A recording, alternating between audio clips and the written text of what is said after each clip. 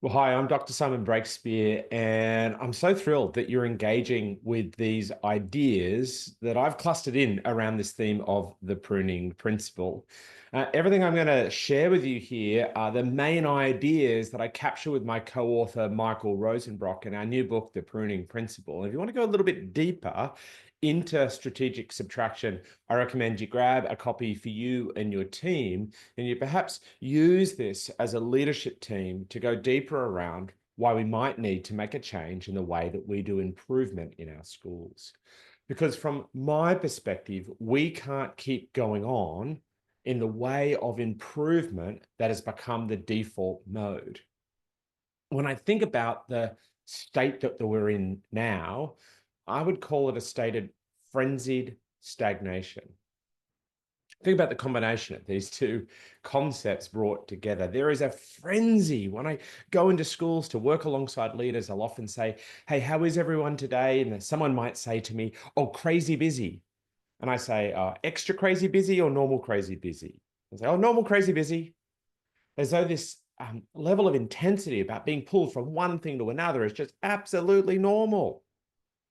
But then what's also strange is at the end of a month, the end of a term, the end of a semester or year, when we're doing a review, often leaders say to me, "Simon, I'm just not sure whether I really made progress on the things that really matter.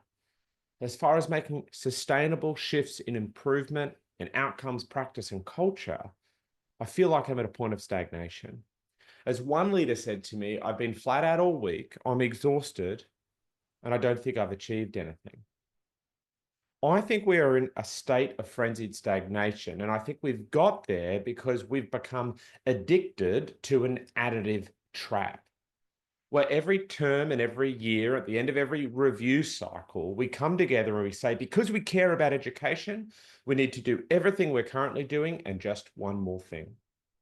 And I call this the additive trap. And mostly it comes from a beautiful place of caring.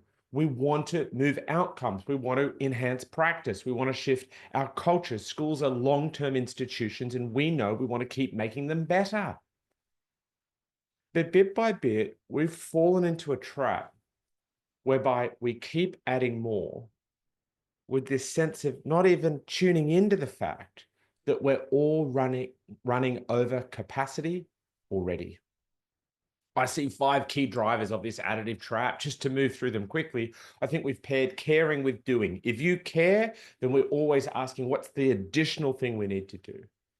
Two, humans, not just educators, all humans have a natural tendency to think that improvement equals an addition, and we often overlook subtractive solutions to our biggest challenges. Three, we underestimate the hidden costs of each new thing.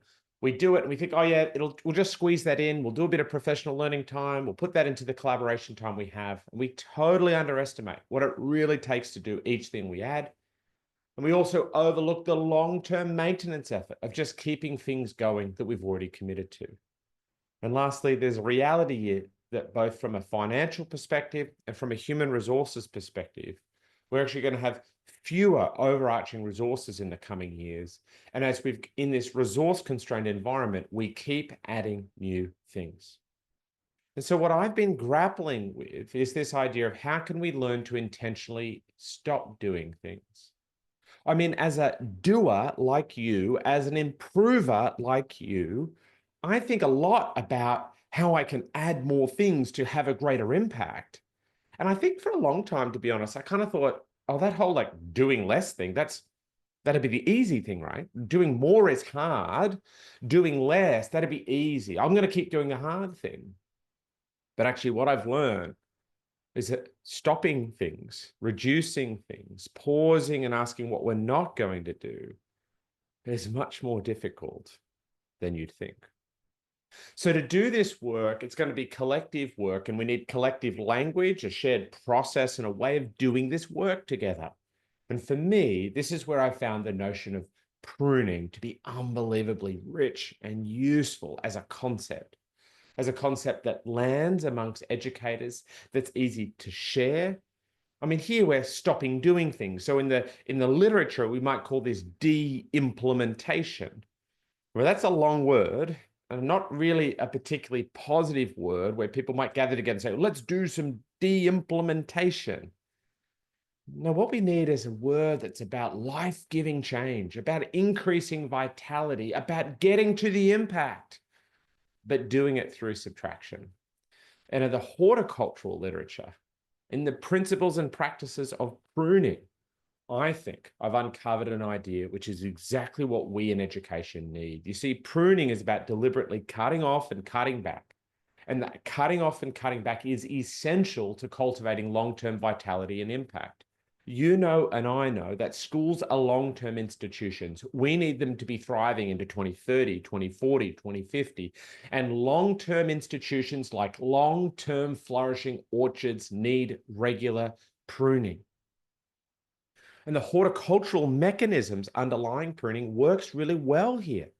We have finite resources, and actually often we're running out of cognitive energy and emotional energy before we're running out of money in schools and time.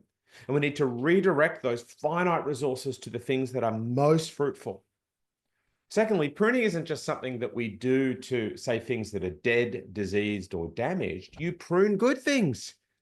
After a great harvest, you prune back. After a beautiful cherry blossom season, you prune back because we want to keep stimulating desired new growth. And lastly, we need to prune sometimes to reshape, to bring things together in a way for long-term longevity and health, that there's structural integrity and coherence, that the things can sit together over the longer term. So for me, one of the biggest shifts here to be a pruner is to actually realize that rather than thinking under your leadership of your team, of your organization, of your broader network, region, whatever it is that you lead, that you think, look, I know we're doing a lot, but I'm going to hold it together. I'm going to hold it together for a few more years. We're not going to stop doing anything. We'll just keep adding. And deep down, you might think to yourself, I'm doing that because I'm going to have the greatest long-term impact if I can just keep it going, hold it together, take one for the team. But I want to say no, under your stewardship of these years coming up in education, if you avoid pruning, you are not securing the long-term impact of your team or organizational system. You are actually deliberately reducing the long-term growth and vitality of that institution. And if you actually can start to say, okay, every year, every term, we have to regularly think about what to prune, I want to say they are the leaders that are going to unlock long-term growth and vitality. If you care about equity, if you care about excellence, if you care about the long-term thriving of schools, you need to take the idea of pruning seriously. The challenge here is that you're a leader and you're heading into a new year, a new term, and you haven't actively engaged in pruning, whilst you think you might be pursuing an additive path to impact. It may well be that over the medium to longer term, that institution, that team is going to collapse under the weight of your own educational hoarding. As Professor Dylan Williams says, the essence of effective leadership is stopping doing good things so we have more time to spend on even better things. There are not enough bad things, non-evidence-based things operating in our schools to think that if we could just clear all those out, we'd be ready to go. No, indeed, we have to be willing to look at things that are good, that are benefiting at least some, that people like, and ask, how do we get to even greater impact? So how do we think about this work? How might we have a shared way of working? And in all my work, I'm thinking about simple, repeatable concepts and processes that we can learn and apply. I don't want 7 to 9 step processes where you have to go and find the diagram to remember what you're doing. For me, pruning is about 3 simple repeated steps. And in that pruning cycle, you need to embrace the idea that we do this regularly over time, rather than thinking about doing it as a one-off. We prune regularly. Well, let's have a look at where we might be. The 3 phases are to examine, to remove, and to nurture. Say that again. Examine, remove, nurture. When we enter into pruning at any level, individual, team, school, network, system, country, we first need to critically examine. We review the landscape of activities and we put on our impact effort thinking, whereby we start to ask questions here about, okay, so How much impact are we getting for the amount of overall effort? We see everything through that lens, not the any benefit rule where if some people enjoy it or have liked it or it worked in the past, we carry on. How much impact are we getting for the overall effort, where effort might be time, energy, finance, resources? As we start to think about this, we're going to generate lots of pruning targets. Just because you generate a pruning target, something that you could stop, reduce, or cut off, it doesn't mean you're going to have to act on it. In fact, when you're thinking about pruning, my friends, what I would suggest is that you just generate lots of options without any commitment to enacting any of them. This will help you be more flexible. This will help you just get things out that you might actually want to act on later on. Once you've critically examined and you've opened up a range of options, the next step is to consciously remove. Schools are human organizations. We can't just rip things out and not expect people to have a response. Indeed, some things that you're going to suggest cutting back on, people will be very, very relieved about.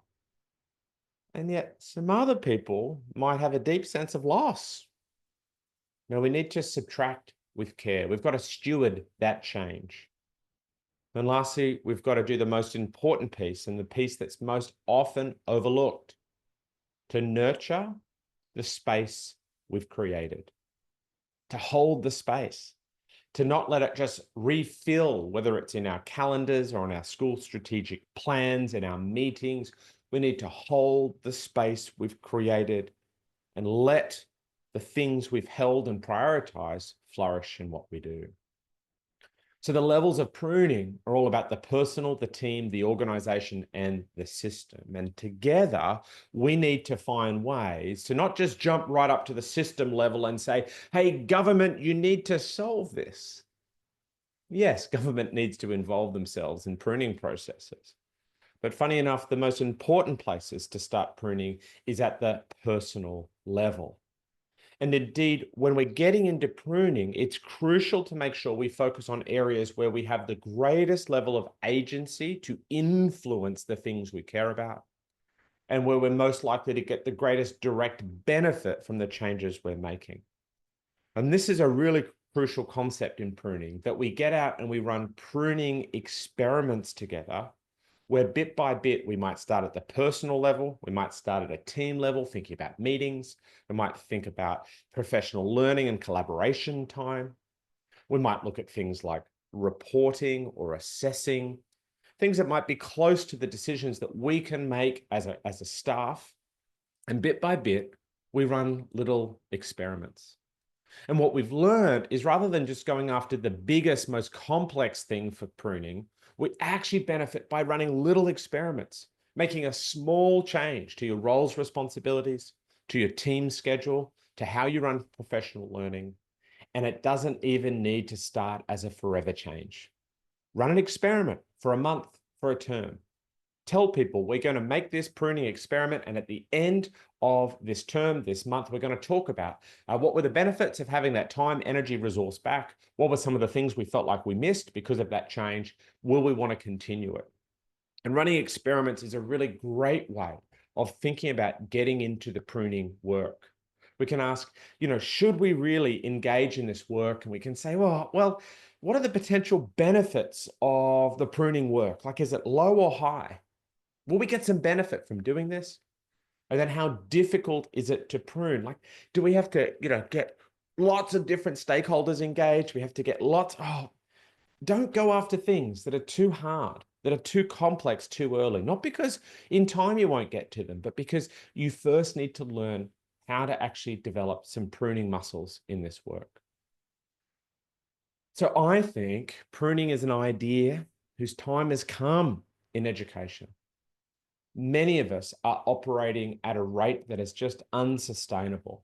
We are asking too much of ourselves, of our teams, and our schools each and every week and term. And in the end, I actually think we're going to get less of the outcome and impact that we want as we keep adding more to an overloaded capacity system.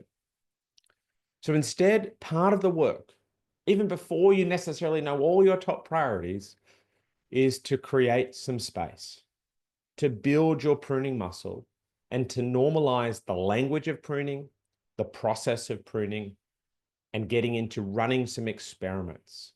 Not thinking we would if we could, Simon, but they haven't changed this. So okay, you're working on the wrong thing.